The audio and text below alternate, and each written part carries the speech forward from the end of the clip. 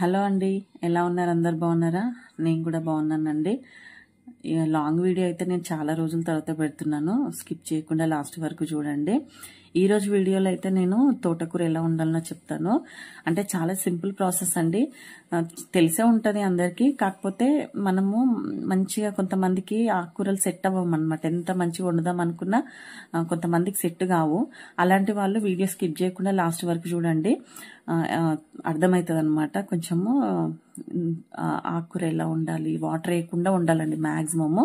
నేనైతే తోటకూరని కడిగి మంచిగా నీట్గా పక్కకు పెట్టుకున్నాను. తర్వాత నూనె వేడైన తర్వాత కట్ చేసుకున్న పచ్చిమిర్చి, ఆనియన్, పసుపు, అల్లం వెల్లిగడ్డ పేస్టు, ఉప్పు వేసి మంచిగా కలుపుకున్నానండి. కొంచెము ఉడికిన తర్వాత పచ్చిమిర్చి, ఆనియన్ ఉడికిన తర్వాత మనం కడిగి పెట్టుకున్న తోటకూరని కొద్దిగా వేసుకొని ఇట్లా మంచిగా కలుపుకోవాలి. మనం ఇందులో అసలు వాటర్ అనేది యాడ్ చేయొద్దు అనమాట. ఉన్న వాటర్ అంటే ఉడికినప్పుడు ఈ ఆకుకూరలు ఏదైనా ఉడికినప్పుడు వాటర్ అనేది ఫామ్ అవుతుంది అనమాట. ఆ వాటర్లోనే మనము కూర వండేసుకోవాలి. అప్పుడు టేస్ట్ బాగుంటుంది అనమాట. అడిషనల్గా వాటర్ యాడ్ చేస్తే కుదరదు. ఆకుకూర అనేది కుదరదు. చూడండి వాటర్ ఎలా ఫామ్ అవుతుందో. మంచి నూనెలు ఉడికిపోతుంది. కొంచెం దగ్గరికి అయిన తర్వాత ఒక 2 మీడియం సైజు టమాటాలు నేనైతే కట్ చేసుకొని వేసేసుకుంటున్నాను. కట్ చేసినాక ఈ టమాటాలు కూడా మనకు నూనెలనే ఉడికిపోతాయి అనమాట. ఆకుకూరతో పాటే ఉడికిపోతాయి. వీటి కోసం వాటర్ వేయాల్సిన అవసరం లేదు. ఒక 5 మినిట్స్ అయితే మూత పెడుతున్నాను.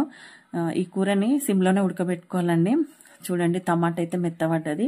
మళ్ళీ ఒకసారి కలిపేసి కొంచెం సాల్ట్, ఇందాక కొద్దిగానే వేసినా కదా, ఇంకొంచెం సాల్ట్ వేసి ఒకసారి కలిపి మళ్ళీ మూత పెట్టేసిన. చూడండి మొత్తానికైతే మన కూర దగ్గరికి అయిపోయింది. ఈ తోటకూర చపాతీలోకి చాలా బాగుంటుందండి. ఇట్లా దగ్గరకు వండుకొని రైస్లో కూడా బాగుంటుంది, వేడివేడి అన్నంలో. ఒకసారి ట్రై చేయండి.